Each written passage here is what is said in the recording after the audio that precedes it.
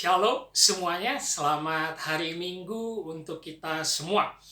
Kembali kita ingin belajar kebenaran firman Tuhan di hari Minggu ini, walaupun masih dalam situasi kita belum bisa bersekutu ke gereja bersama, tapi tidak mengurungkan niat kita untuk tetap beribadah bersama keluarga di rumah. Doa saya menyerupai semua Bapak Ibu Saudara sekalian, teman-teman, baik itu pengurus, baik itu keluarga maupun jemaat dimanapun berada.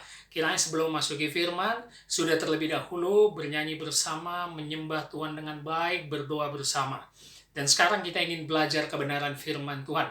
Dan ini adalah bulan yang baru, di mana bulan Mei berarti dalam pembelajaran gereja kita, GKTI Raja Daud, kita akan memasuki seri yang baru juga. Dan sesuai dengan ketentuan yang kami susun dari tahun lalu, maka bulan ini kita akan belajar mengenai sola scriptura. Apa itu sola scriptura? Sola scriptura artinya hanya Alkitab. Itu gagasan yang dicetuskan oleh Bapak Reformasi Martin Luther. Jadi dalam bulan Mei ini kita akan belajar beberapa seri sampai akhir bulan tentang harus kembali ke Alkitab. Belajar tentang keabsahan Alkitab. Kita akan melihat kebenaran firman Tuhan mengenai keabsahan dan otoritas Alkitab di dalam hidup kita. Ini juga menjadi visi dan misi dari perintisan gereja kita. Kita harus back to Bible, di mana kita harus belajar firman Tuhan dengan benar, menggalinya dengan benar, lalu mengaplikasikannya dengan benar. Karena banyak sekali sekarang umat Kristen hanya beribadah, tapi tidak pernah mau menggali firman Tuhan dengan benar, tapi merasa aplikasinya sudah benar. Nah, ini kalau tidak ada fondasi, tidak ada dasar, bagaimana engkau melakukan sesuatu dengan benar? Makanya kita harus pelajari dengan benar, dan mempelajarinya harus dengan pedoman Kitab Suci. Saya memiliki keyakinan yang teguh. Pedoman hidup kita hanya Alkitab. Jika selama ini Anda memiliki pedoman hidup di luar Alkitab, saya pastikan pedoman hidup Anda salah. Setelah Anda berpegang yang teguh pada Alkitab, barulah kita bisa memasukkan pedoman-pedoman lain di dalam hidup kita. Entah itu ilmu pengetahuan, entah itu filsafat, entah itu yang lain-lainnya. Tapi yang pertama kali kita harus mengerti dan berpedoman pada kitab suci. Maka itu, jika orang Kristen tidak berlandaskan kitab suci, tidak kembali ke Alkitab, maka pengetahuan dan pemahamannya pasti salah. Pengetahuan dan pemahamannya pasti kacau balau dan berlainan dengan kehendak Allah. Ini surat cinta Allah untuk mengenal Dia, maka kita harus mau membaca dan menggalinya. Tidak hanya sekedar membaca, tapi kita mau menggalinya dengan tekun dan teliti. Hari ini saya ingin membawakan firman dari seri pertama tentang otoritas kitab suci atau back to Bible. Dari surat Paulus kepada jemaat di Roma. Mari buka Alkitab kita di rumah. Seperti biasa gereja kita adalah gereja yang belajar, ambil catatan, ambil pulpen, supaya kita menggarisbawahi kata-kata dan kalimat yang penting. Mari buka Alkitabnya surat Paulus kepada jemaat di Roma, pasal 1, yang akan kita bahas mulai dari ayat 16. Roma pasal 1, ayat 16. Judul perikopnya sangat jelas, Injil itu kekuatan Allah. Roma pasal 1 ayat 16, saya bacakan untuk teman-teman, saudara-saudara yang di rumah. Beginilah firman Tuhan. Sebab aku mempunyai keyakinan yang kokoh dalam Injil. Karena Injil adalah kekuatan Allah yang menyelamatkan setiap orang yang percaya. Pertama-tama orang Yahudi, tetapi juga orang Yunani. Amin. Demikianlah firman Tuhan. Surat ini sudah tentu ditulis oleh Rasul Paulus kepada orang percaya atau orang Kristen di Roma. Seperti biasa kita harus mengetahui latar belakang konteks penulisan ini, supaya kita tidak salah dalam menafsirkannya. Paulus menulis ini kepada jemaat di Roma, sekalipun dia tidak pernah datang ke Roma. Lihat judul perikop sebelumnya di pasal 1, dimulai dari ayat 8 sampai ayat 15, judulnya Paulus ingin ke Roma. Dia tidak pernah bisa kesampaian datang ke Roma. Tapi bukan berarti dia tidak memberitakan Injil. Lewat surat yang ditulisnya, dia tetap ingin memberitakan Injil. Perhatikan ayat 15. Pasal 1 ayat 15 di atasnya. Itulah sebabnya aku ingin, menyatakan dia tidak datang ke Roma, tapi aku ingin untuk memberitakan Injil kepada kamu juga yang diam di Roma. Perlu kita ketahui kenapa Paulus begitu ingin datang ke Roma. Roma adalah pusat pemerintahan, di mana di sini adalah kaisar yang berkuasa pada zaman itu. Kaisar dianggap dewa pada zaman itu.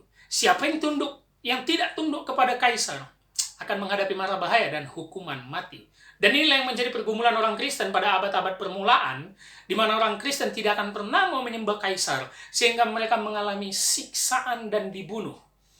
Beberapa kali dalam sejarah gereja, kaisar-kaisar yang terkejam di Roma dan Nero itu membakar orang Kristen dan dijadikan obor di jalan-jalan. Ya, jadi pusat pemerintahan itu Roma. Nah, kenapa Paulus ingin datang ke Roma? Karena begitu dia memberitakan Injil di Roma, pusat pemerintahan ini. Dan jika betul ada pejabat-pejabat di pusat pemerintahan atau orang-orang penting yang percaya kepada Injil pemberitaan Yesus Kristus, maka dengan segera begitu gampangnya Injil tersebar.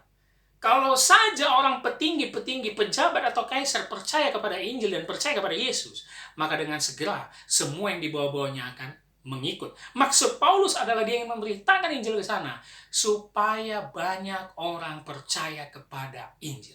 Supaya dengan cepat penyebaran Injil itu tersebar luas dan mereka percaya kepada Yesus Kristus. Nah, itu maksud dari keinginan Paulus datang ke Roma, tapi dia tidak pernah ke Roma. Yang ada, dia nanti dipenjara di Roma.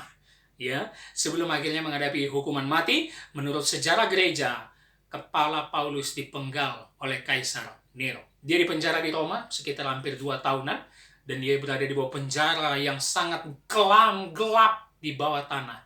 Tapi dia tetap bersuka cita. Itu maksud latar belakang penulisan surat Paulus kepada jemaat di Roma, bahwa dia sangat ingin datang ke Roma untuk memberitakan Injil. Tapi melalui suratnya, dia ingin menguatkan orang-orang percaya di Roma, menguatkan jemaat Kristen di Roma, supaya tetap menyebarkan Injil itu. Supaya tetap menyebarkan kabar gembira itu. Supaya tetap menyatakan Yesus Kristus adalah satu-satunya Tuhan dan Juru Selamat. Mari kita kembali perhatikan ayat 16. Perhatikan kata pertama, sebab. Ada tujuan yang ingin Paulus nyatakan dari Injil ini. Yang menarik jika diteliti, ini pentingnya kita meneliti Alkitab, ayat 16, 17, 18, semua dimulai dengan kata sebab. Sebab. Dalam terjemahan Inggrisnya, for. Sebab. Sebab apa? Ayat 16 kita mulai. Sebab aku mempunyai keyakinan yang kokoh di dalam Injil. Itu yang pertama. Kenapa kita harus back to Bible? Kenapa kita percaya otoritas Alkitab dalam hidup kita? Karena hanya Alkitab yang membuat keyakinan kita kokoh. Itu poin pertama. Kita mempercaya Alkitab memiliki otoritas karena hanya Alkitab yang membuat kita memiliki keyakinan kokoh di dalam hidup kita. Paulus berkata, sebab aku mempunyai keyakinan yang kokoh dalam Injil. Keyakinan yang kokoh artinya tidak tergoyahkan di dalam Injil. Nah, apa itu Injil? Injil ini sebutan untuk 4 kitab atau 4 tulisan yang ditulis oleh Matius, Markus, Lukas, dan Yohanes. Dan 3 disebut Injil sinopsis. Matius, Markus, Lukas. Jadi 4 Injil inilah yang sering disebut Injil Yesus Kristus. 1 Injil, yaitu Injil Yesus Kristus, ditulis oleh 4 penulis, Matius, Markus, Lukas, Yohanes. Dalam bahasa Yunaninya, Injil adalah Evangelion atau kabar baik, kabar sukacita. Sering sekali ini diambil dari terminologi pasukan-pasukan tentara Romawi yang berkuasa, yang ketika datang kepada suatu orang, kepada satu tempat, satu daerah, dia akan membawa selembaran surat dan membacakannya di depan orang itu. Beginilah titah raja yang harus didengarkan, ditaati, dan harus tunduk pada pesan raja itu. Itulah maksud Evangelion atau kabar sukacita, kabar baik. Bisa menyatakan untuk kemenangan perang, bisa dinyatakan untuk setelah mendapat titah raja. Itulah Injil. Latar belakang diambilnya kata Evangelion. Jadi sangat jelas. Sebab aku mempunyai keyakinan yang kokoh dalam Injil. Sudahkah kita memiliki keyakinan yang kokoh atas kitab suci dan atas Injil? Tadi saya katakan Injil artinya kabar baik, kabar sukacita. Yakinkah kita Injil kabar baik atau kabar sukacita? Tunggu dulu. Terminologinya gampang kita mengerti. Secara bahasa Yunaninya kita gampang mengerti, artinya kabar baik, kabar sukacita. Tapi bagaimana ketika kita membaca di dalam Injil? Yesus berkata, berdoalah untuk musuhmu, jika ditampar pipi kanan, kasih pipi kiri, pengampunan tidak ada batas. Apakah itu kabar baik? Tentu naluri kedagingan manusia kita berkata itu kabar yang sangat-sangat buruk. Bagaimana mungkin saya bisa mengampuni orang yang terus menyakiti saya? Bagaimana mungkin saya bisa mengampuni orang yang terus memfitnah saya? Bagaimana mungkin ditampar pipi kanan saya kasih pipi kiri? Tapi itulah Injil. Jika engkau orang percaya, keyakinanmu, kehidupanmu hanya berfondasi kokoh, teguh, tidak goyah ke dalam Alkitab. Itu yang membuat Kristen berbeda. Ajaran ini hanya ada diajarkan oleh Yesus Kristus, Tuhan kita, tidak ada yang lain. Makanya pegang teguh keyakinan kokoh kita pada Injil. Apapun yang kita hadapi dalam hidup ini, mau itu dalam perkawinan, pekerjaan sehari-hari, pegang teguh norma-norma dan etika dalam Injil. Jangan dahulukan pemikiran kita, jangan dahulukan apa kata orang, jangan dahulukan adat istiadat manusia. Alkitab nomor 1 itu keyakinan yang kokoh. Ketika Alkitab berkata ampuni, ampuni. Ketika Alkitab lebih baik memberi daripada menerima, maka berilah. Ketika Alkitab berkata layani Tuhan, layani Tuhan. Ketika Alkitab berkata layani sesama, layani sesama. Ketika Alkitab berkata berdoa untuk musuhmu, berdoa untuk musuhmu walaupun dengan air mata dan kesakitan yang begitu dalam. Karena itu tidak mudah. Kedagingan kita menolak itu, tapi ketika kita memiliki keyakinan kokoh dalam Injil, kita pasti bisa melakukannya. Itu Paulus ingatkan kepada semua orang percaya di Roma. Ketika mereka menghadapi aniaya, ketika mereka akan disiksa kaisar, ketika mereka disuruh tidak memberitakan Injil, tidak peduli, harus terus beritakan Injil. Tentu bukan hanya lewat mulut kita, tapi lewat sikap hidup kita. Yang pertama, yang membuat otoritas Alkitab dalam hidup kita, otoritas kitab suci, dia membuat kita memiliki keyakinan kokoh. Sebab ada tujuan dia kenapa ingin memberitakan Injil. Begitu juga lah dalam setiap diri orang percaya kita memiliki tujuan dalam hidup ini untuk memberitakan Injil. Kalau ditanya orang, kenapa sih mau capek-capek memberitakan Injil? Karena keyakinanku ada di sini. Kita lanjut dengan kalimatnya.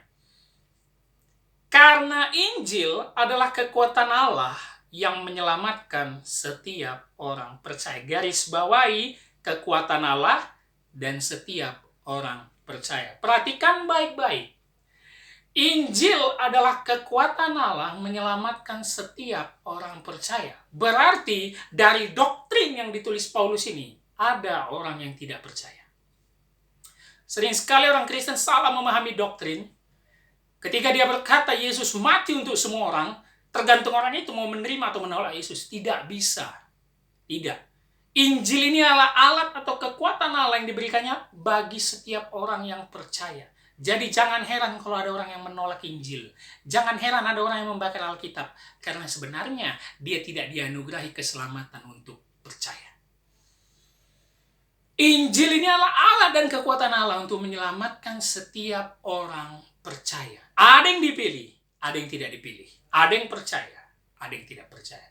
Teman-teman harus tahu, surat Paulus kepada jemaat di Roma ini merupakan susunan surat yang begitu rumit karena pasal 1 sampai pasal 11 memiliki doktrin teologi yang sangat kuat. Hati-hati untuk menafsirkan surat Roma karena surat ini penuh dengan doktrin teologi, terutama doktrin umat pilihan, doktrin kasih karunia dari Allah. Makanya dikatakannya Injil kekuatan Allah yang menyelamatkan setiap orang percaya. Jika engkau orang percaya, jika engkau merasa umat pilihan, jika engkau Kristen sekarang, pengikut Kristus, inilah yang bisa menjadi jalan supaya membuat kau percaya Yesus itu memilih engkau. Kalau sampai sekarang kita tidak pernah mau membaca Alkitab, tidak pernah mau memberitakan Alkitab, tidak pernah mau memberitakan Injil kepada orang lain, jangan-jangan engkau bukan orang percaya. Yuk sadari dirimu. Pesan hari ini bukan kebetulan. Di tengah situasi kita, di tengah zaman yang semakin carut-marut tidak jelas, hanya ini kekuatan keyakinan kita. Dan hanya ini tanda kita orang yang percaya yang dipilih Allah sejak kekekalan.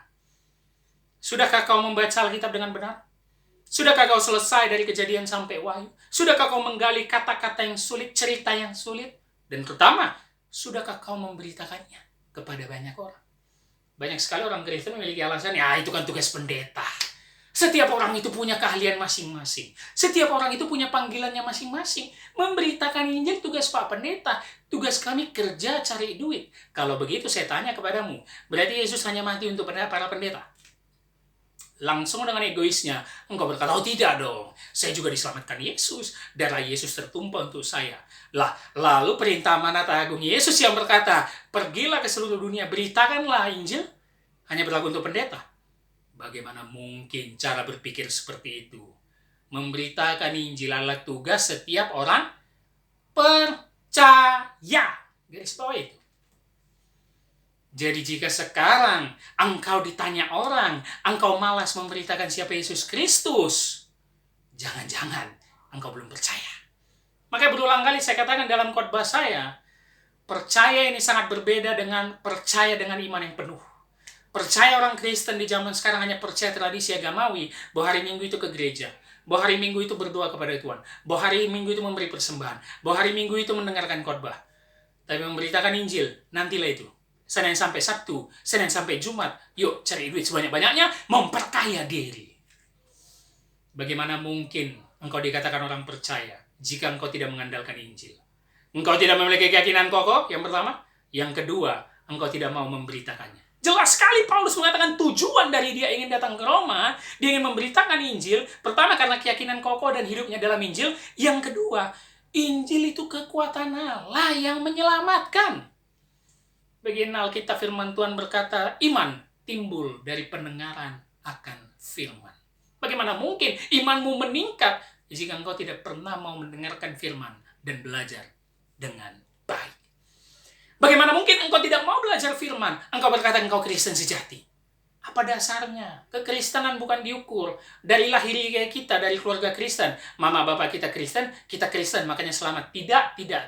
Ketika kita dibaptis, surga terbuka, nama kita sudah dicatat di surga. Kita sudah dibaptis, tandanya kita sudah masuk surga. Tidak.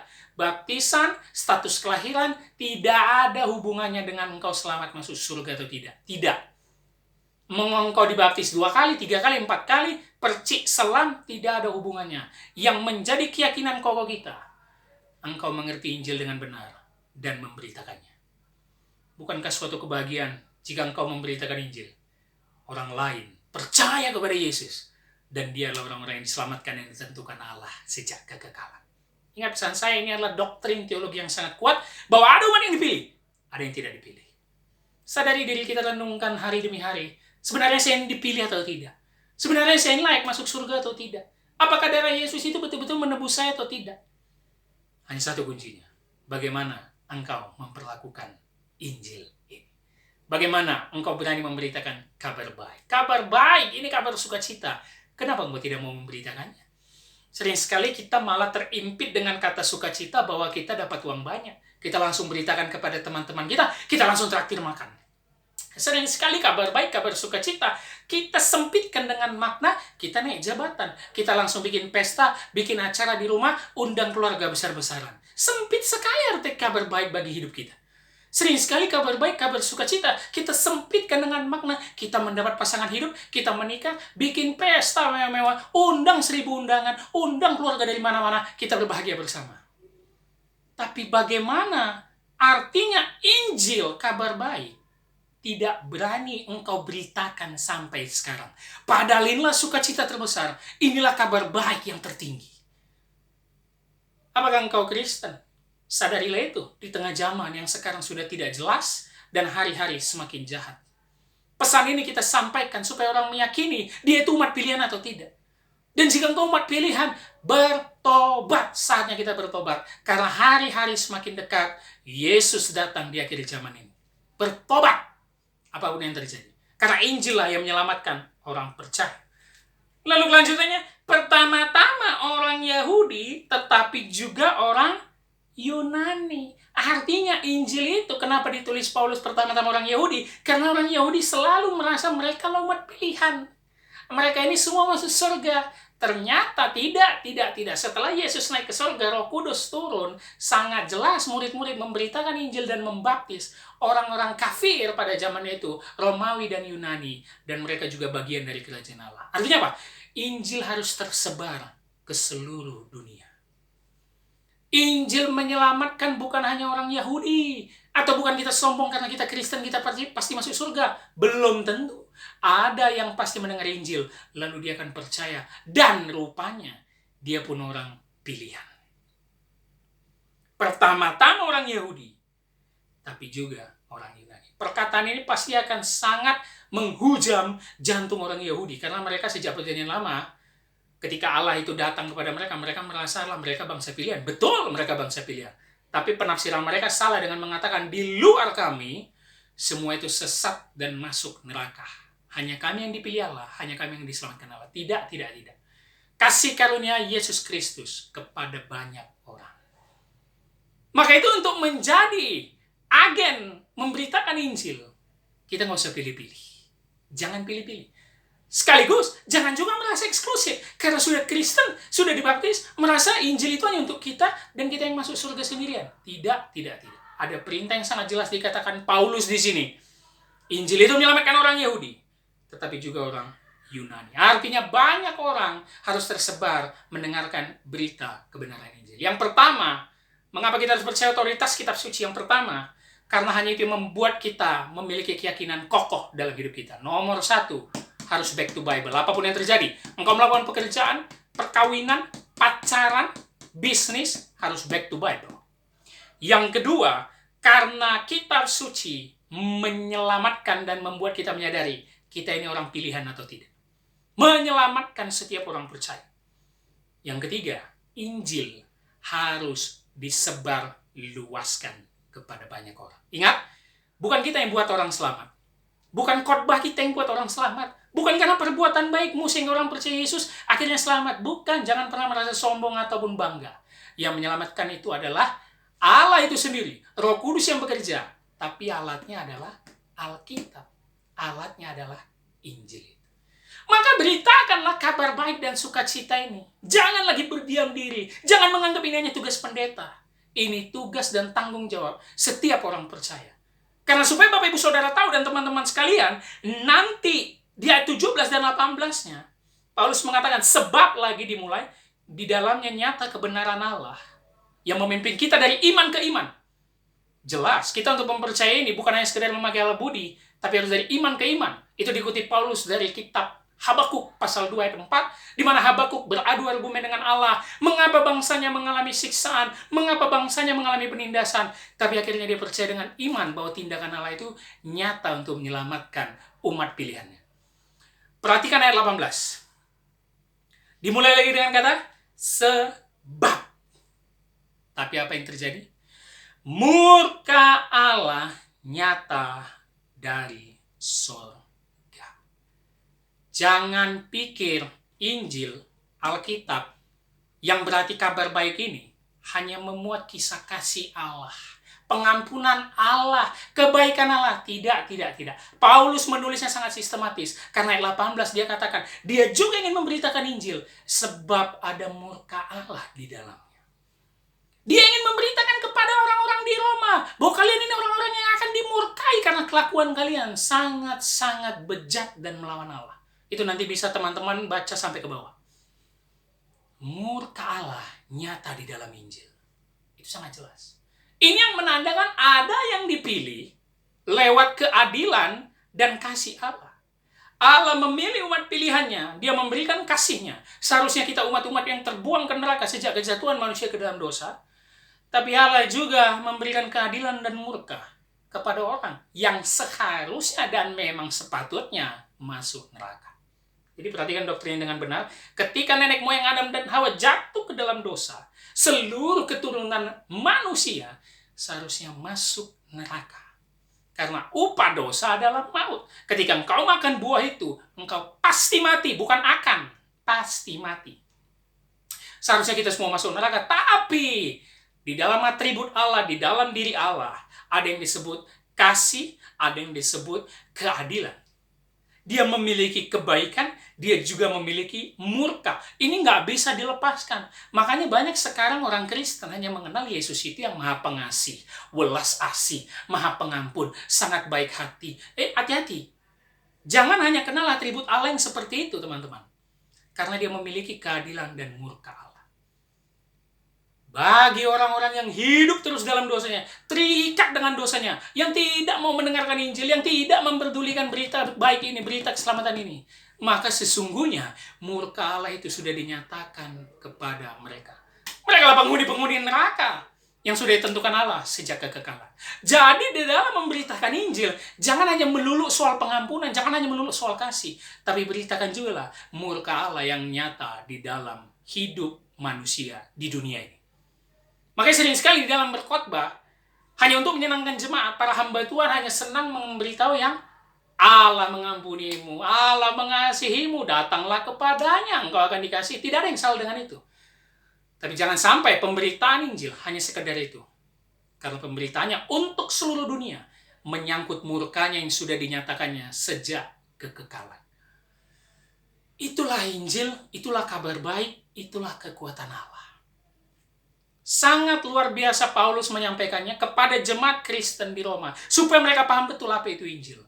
Injil adalah kekuatan Allah, Injil adalah dasar kita memiliki keyakinan kokoh, Injil adalah kekuatan untuk menyelamatkan, di dalamnya nyata kebenaran Allah, hanya di sini kebenaran Allah dalamnya, tidak ada di tempat lain, nyata kebenaran Allah, supaya memimpin kita dari iman ke iman. Ingat, iman itu bukan kita yang dapatkan, iman itu Allah yang berikan. Jadi jangan kita mau datang dengan perbuatan baik kita lalu mengatakan saya sudah memiliki iman. Dari mana tandanya? Saya sudah berbuat baik. Bukan. Iman itu dinyatakan Allah, maka otomatis orang yang beriman pasti berbuat baik. Roh Kudus dulu masuk ke dalam diri kita, baru kita percaya. Jangan terbalik. Jangan kita mengaku, oh iya, aku udah meneliti Alkitab, aku udah membandingkannya dengan agama lain. Aku sekarang percaya hanya Yesus Tuhan dan Juru Selamat dunia. Tidak. Kita tidak memiliki kemampuan percaya, kita tidak memiliki kemampuan apa-apa karena kita sebenarnya manusia yang sudah mati dan seharusnya dilempar ke neraka. Tapi lewat kasih dan keadilannya, Allah menyelamatkan orang percaya yang dipilihnya. Itu tadi ayat 16. Tapi jangan lupa, Allah juga sudah menyiapkan murkanya untuk orang yang tidak percaya dan yang tidak dipilihnya. Ayat 18. Sangat jelas. Injil, Evangelion. Berita baik, berita sukacita, yang mengandung kasih Allah dan juga murka Allah.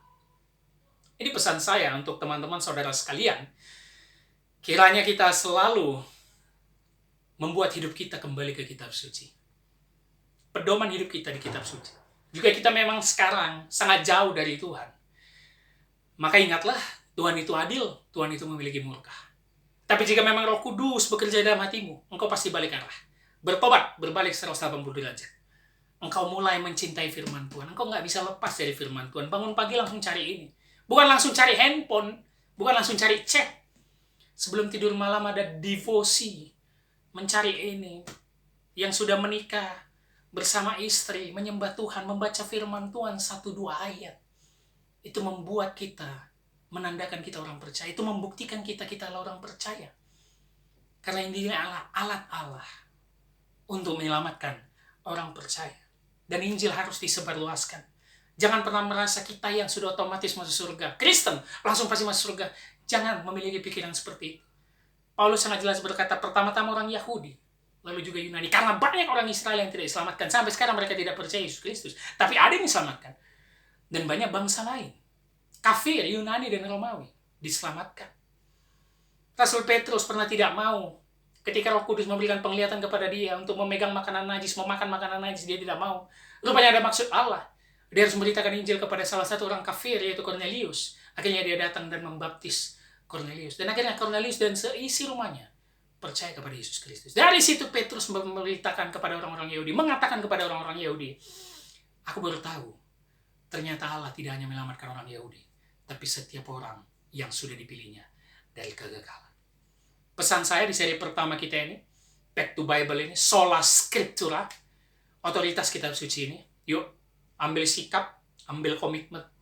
Aku mau baca kitab suci setiap hari. Aku mau menyelesaikan Kejadian sampai Wahyu di tahun 2020 ini. Aku mau tahun depan, aku mulai mendalami kata-kata sulitnya. Aku mau PA, aku mau Bible study. Baru di tahun-tahun berikutnya, aku mau melayani Tuhan dengan benar. Melayani Tuhan bukan harus meninggalkan pekerjaanmu. Melayani Tuhan bukan harus menjual hartamu. Melayani Tuhan kau berpedoman kepada Injil. Ingat, pelajari dengan baik, Lalu berikan bukti dari sikapmu sehari-hari, baik itu di kantor, baik itu di keluarga. Lalu beritakan dengan mulutmu kebenaran Injil yang mengandung kasih Allah, menyelamatkan orang percaya dan umat pilihannya, dan mengandung murka Allah di dalam. Kiranya di tengah situasi zaman yang tidak menentu, kita semakin kuat berpegangan pada kitab suci. Apa kata kitab suci tentang akhir zaman? Itu seharusnya membuat kita tetap tegar berdiri kokoh dengan keyakinan di kitab suci ini. Jangan kita seperti orang-orang yang tidak berpengharapan. Pergi ke sana kemari mencari aman. Pergi ke sana kemari membeli semuanya supaya untuk keluarganya yang aman, tidak mempedulikan orang lain di luar. Jangan. Apapun yang terjadi ini semua ketetapan Tuhan. Apapun terjadi ini semua kedaulatan Tuhan. Jika engkau sudah mengerti Injil, jika engkau sudah membaca kitab suci, engkau pasti mengerti itu. Maka itu jadikanlah Injil pedoman hidup kita. Bukan hanya pedoman, bukan hanya dibaca, tapi beritakanlah Injil kepada semua orang. Mari, pedoman kita hanya Alkitab, tidak ada yang lain. Keselamatan kita, itu Allah yang berikan. Iman, Allah yang berikan. Dengan perbuatan baik kita tidak akan pernah mencapai itu. Puji Tuhan, lewat darah anaknya yang tunggal Yesus Kristus mati di kayu salib, Dia memilih kita, umat percaya, lewat kebenaran firman Tuhan ini. Jika Dia sudah menganugerahi ini, saatnya kita sekarang sebagai Kristen, pengikut Kristus, memberitakan kabar baik dan kabar sukacita. Doa saya menyertai keluarga kita semua, agar kita tetap di dalam lindungan Tuhan, percayalah kepada kedaulatan Tuhan, apapun yang terjadi, Tuhan sudah menetapkannya. Tuhan Yesus memberkati. Shalom.